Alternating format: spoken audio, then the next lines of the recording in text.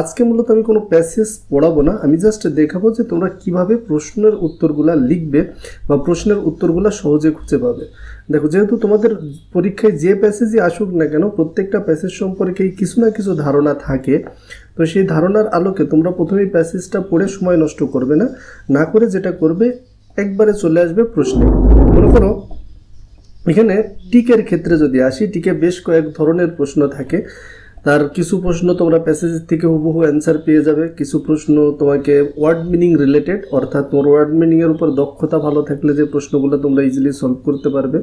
আর কিছু প্রশ্ন থাকবে একদমই বেসিকের উপরে, যেটা তোমার জ্ঞান যত ভালো তুমি তত ভালো সেটা সলভ করতে পারবে, মানে সম্পূর্ণ বাইরের থেকে তথ্য থাকে।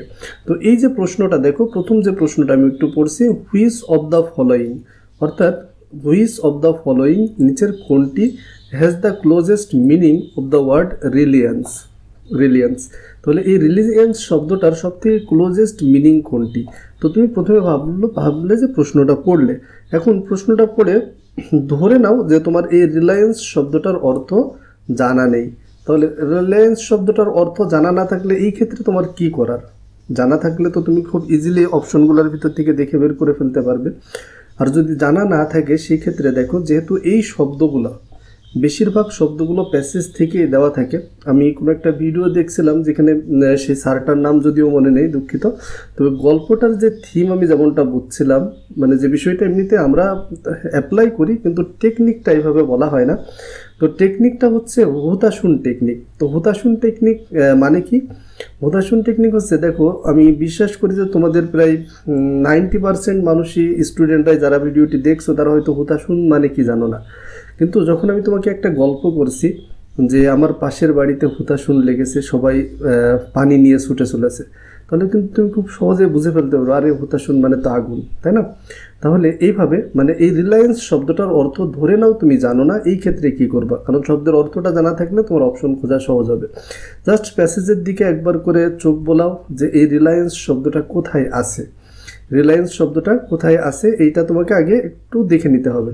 দেখে যদি তুমি তার আশেপাশের বাক্যটা পড়ো, যেমন এই যে এখানে আমরা পেয়ে গেছি রিলায়েন্স। আচ্ছা, তাহলে আমরা বাক্যটা একটু পড়ে দেখি যে এই বাক্যটা পড়ে অর্থটা বুঝতে পারছি কিনা। Reliance on them poses real big problems. তাহলে দেখো ইজিলি অনেকটাই বোঝা যাচ্ছে যে হাইড্রোকার্বন আর ফসিয়াল ফুয়েলস আর non renewable source of energy. Hydrocarbon এবং ফসিয়াল ফুয়েলস এগুলা কি? অনবায়নযোগ্য শক্তির উৎস। আর reliance on them poses real big problem. তাহলে যেটা অনবায়নযোগ্য শক্তি তার উপরে নির্ভর করলে কি হবে? অনেক বড় সমস্যা হবে। তাহলে আমরা বুঝতে পারছি কি রিলায়েন্স শব্দটার অর্থ হচ্ছে কি? নির্ভরতা। তুমি যদি জাস্ট ওই শব্দটার অর্থ নাও জানো, একটা প্যাসেজের ভিতরে যখন ওই বাক্যটা পড়বে, বাক্য পড়লে সেই শব্দ সম্পর্কে দেখবে একটা ধারণা তোমার ভিতরে তৈরি হচ্ছে। তাহলে এটা হচ্ছে একটা টেকনিক। যদি তোমার শব্দটা একেবারে না জানে, তাহলে দেখো এর ভিতরে কোনটা, যে যেমন ডিপেন্ডেন্স মানে হচ্ছে নির্ভরতা, ডিপেন্ডেন্স। তাহলে আমরা এটা বলতে পারি ক্লোজেস্ট মিনিং কোনটা? ডিপেন্ডেন্স। আচ্ছা, এরপরে যদি এটা হচ্ছে ফার্স্ট টেকনিক, দ্বিতীয় টেকনিক হচ্ছে, মনে করো তুমি এভাবে পড়লে বা দেখলে তারপরেও অর্থ বুঝতে পারছো না, তখন তুমি যেটা করবে অপশনের দিকে তাকাবে। অপশনের দিকে তাকালে দেখবে যে এর ভিতরে কোন শব্দটা একটু ব্যতিক্রম অর্থ দিচ্ছে। যেমন এখানে ইন্ডিপেন্ডেন্স মানে তো পরাধীনতা, তার আগেই বলছি স্বাধীনতা। ডিপেন্ডেন্স মানে তো পরাধীনতা। এই ডিপ্রেসড মানে হতাশ, ডিসবিলিভ অবিশ্বাস। এর ভিতরে দেখো শুধুমাত্র এই যে ডিপেন্ডেন্সটাই কেমন একটা কাছের যাচ্ছে। তো তোমরা অপশনগুলো দেখে খেয়াল করলেও এখান থেকে প্রশ্নের উত্তরটা করতে পারো। দ্বিতীয় প্রশ্নটার দিকে একটু খেয়াল করো, which of the following has the closest meaning of the word decade. তাহলে ডিকেট শব্দটা কিন্তু এখানে দেওয়া আছে, কিন্তু ডিকেট মানে কি তুমি যদি না জানো, তাহলে এই শব্দটার অর্থ তুমি ওর ভিতর থেকে অর্থ জানলেও বুঝতে পারবে না। তো ডিকেটস মানে হচ্ছে কি? দশক, মানে কি 10 ইয়ার্স, 10 বছর। এজন্যই বলছি যে তুমি যখন একটা প্যাসেজ পড়বে, প্যাসেজের অর্থগুলো যদি তোমার ভালোভাবে জানা থাকে, তাহলে ডিকেট শব্দটা তোমার অবশ্যই জানা থাকবে এবং তুমি খুব ইজিলি বুঝতে পারবা যে কি এটা 10 বছরকে বোঝাচ্ছে। আচ্ছা, 3 নাম্বার প্রশ্নটা দেখো, which of the following has the closest meaning of the word replenish. একইভাবে আমরা দেখবো এই যে রিপ্ল্যানিশ শব্দটার অর্থ মনে করো তুমি জানো না। তো রিপ্ল্যানিশ শব্দটার অর্থ যেহেতু জানো না, তাহলে আমরা কি করব? ঠিক একইভাবে এই প্যাসেজের ভিতরে এই শব্দটা কোথায় আছে, আমরা এই শব্দটা একটু দেখে ওই বাক্যটা অন্তত একবার করে রিডিং পড়ার চেষ্টা করব, ওই বাক্য বা তার আশেপাশের বাক্যগুলো পড়ে ওই শব্দটা কোন অর্থে ব্যবহার হতে পারে এই বিষয়টা আমরা একটু কী করব, বোঝার চেষ্টা করব। তাহলে আমি ঠিক এইভাবে আগে থেকে খুঁজে রাখিনি, তোমাদের সামনে যাতে তোমরা কিভাবে খুঁজে পেতে পারো সেই বিষয়টা দেখানোর চেষ্টা করার জন্য। যদিও ভিডিওটা এই কারণে একটু বড় হতে পারে, কিন্তু বিষয়টা আশা করি তোমাদের জন্য অনেক বেশি হেল্পফুল হবে। তোমরা অবশ্যই ভিডিওটি শেষ পর্যন্ত দেখো। তাহলে এই রিপ্লেনিশ শব্দটা কোথায় আছে? রিপ্লেনিশড, এই যে আমরা রিপ্লেনিশড শব্দটা পেলাম।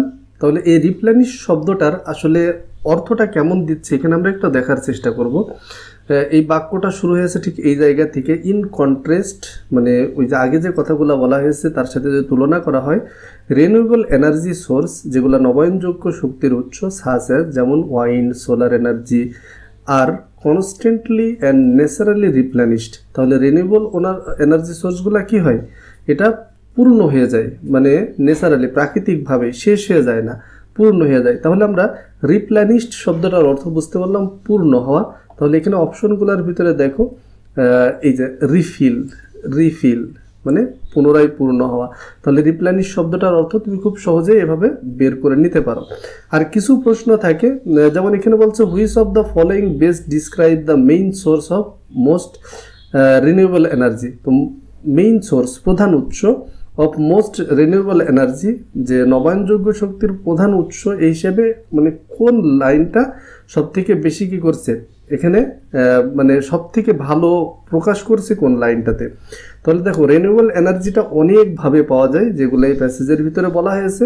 তো আমরা যদি ওই জায়গাটায় দেখি, ঠিক এখন রিপ্লেনিশড যেখানে দেখলাম এখান থেকে বলা শুরু হয়েছে যে এটা নেভার রান আউট। তারপরে বলছে most renewable energy comes either directly or indirectly from sun. তাহলে এই যে নবায়নযোগ্য শক্তিগুলোর সব থেকে বেশিরভাগ সরাসরি অথবা প্রত্যক্ষ পরোক্ষভাবে আসে কোথা থেকে, সূর্য থেকে। তাহলে এখানে আমরা দেখো এটাই এ নাম্বারে অপশনে আছে যে most renewable energy comes either directly or indirectly from the sun. তাহলে এই ধরনের তোমরা কিছু প্রশ্ন পাবে যেটার উত্তর হুবহু প্যাসেজের ভিতরে থাকবে। তো এই জন্যই তোমাদের মানে পদ্ধতিটা কি, আগে প্রশ্নটা দেখবে, প্রশ্নটা দেখে তারপরে এই অংশটা যেখানে আছে তার আশেপাশের দু একটা অংশ পড়লে তোমরা টিকটা খুব সহজেই সলভ করতে পারবে।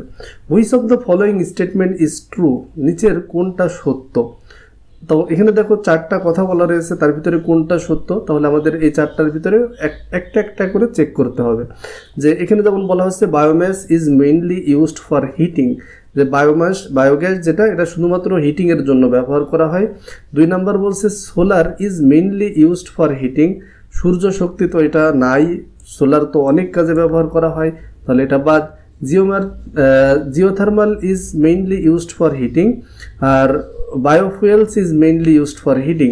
তাহলে এই যে মেইনলি ইউজ ফর হিটিং এখানে আসলে কোনটার ক্ষেত্রে বলা হয়েছে সেই বিষয়টা যদি আমরা এখান থেকে ব্যবহার করি, মানে খুঁজে বের করতে পারি, তাহলে আমরা কি খুব সহজেই এই উত্তরটা পেয়ে যাব যে আসলে এখানে কোনটা সত্য। তাহলে এভাবে জাস্ট একটু তোমরা আগে প্রশ্নগুলো দেখবে, প্রশ্নগুলোর অপশনগুলো দেখবে, তারপরে প্যাসেজের ভিতর থেকে ওই অংশটা খোঁজার চেষ্টা করবে। খুব সহজেই দেখবে তোমরা 1 নম্বরের প্রশ্নটা সলভ করে নিতে পারবে।